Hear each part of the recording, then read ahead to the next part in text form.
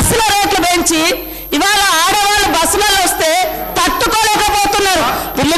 నేను ఒకటే సూటి అడుగుతున్నా, ఆర్టీసీ ఫ్రీ బస్ పెట్టొద్దా? ఇవాళ మీరు వ్యవసాయం చేయనటువంటి బీడు భూములకు, లక్షాధికారులకు, కోట్లాది రూపాయలకు వ్యవసాయం పేరుతోటి రైతు బంధు కట్టబెడితే ఏ పేదోళ్ళైనా రోడ్ల మీదకి వచ్చి మీ ఇళ్ళ ముందర ధర్నా చేసిర్రా?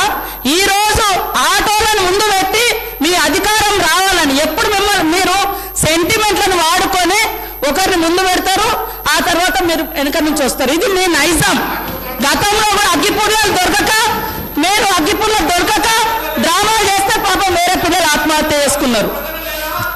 అంటే చేయకూడదా అంటారు. మరి మీరు లక్షల రూపాయలు, కోట్ల రూపాయలు ప్రజల మీద, అందరి మీద పన్నులేసి ఆ వచ్చిన ధనము రైతు బంధుల పేరుతోటి ఏ పేద మహిళకు, ఏ పేదోళ్లకు రూపాయి దక్కలేదు. కానీ మీరు మాత్రము లక్షలు ఎత్తుకున్నప్పుడు ఏ పేదోళ్ళైనా రోడ్ల మీదకి వచ్చి మాకెందుకు వెళ్ళని అడిగించేటట్టుగా మేము రెచ్చగొట్టినమా?